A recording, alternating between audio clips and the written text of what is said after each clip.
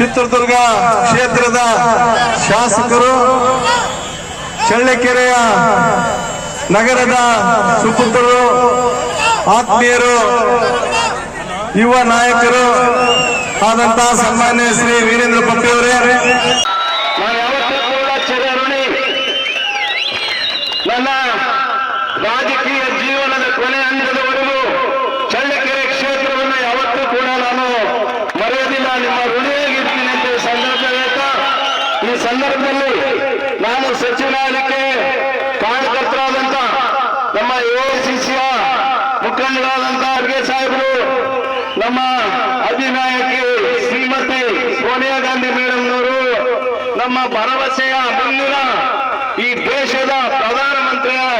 ಅಂತ ಕನಸು ಕಾಣ್ತಕ್ಕಂಥ, ಜೊತೆಗೆ ಎಲ್ಲ ಅರ್ಹತೆಗಳನ್ನು ಹೊಂದಿ ಇಡೀ ಯುವ ಜನತೆ ಆಶೆ ವ್ಯಕ್ತಪಡಿಸ್ತಕ್ಕಂಥ ನಮ್ಮ ರಾಹುಲ್ ಗಾಂಧಿ ಸರ್ ಅವರು,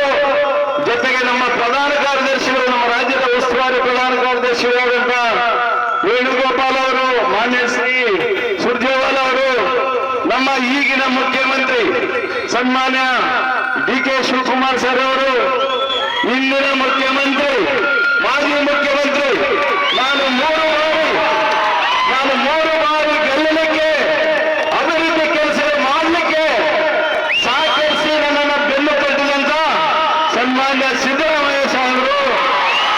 ನಮ್ಮ ಜನಾಂಗದ ಮುಖಂಡರಾದಂತಹ ಸತೀಶ್ ಜಾರಕಿಹೊಳಿಯವರು, ನಮ್ಮ ರಾಜಣ್ಣವರು, ನಮ್ಮ ಎಲ್ಲ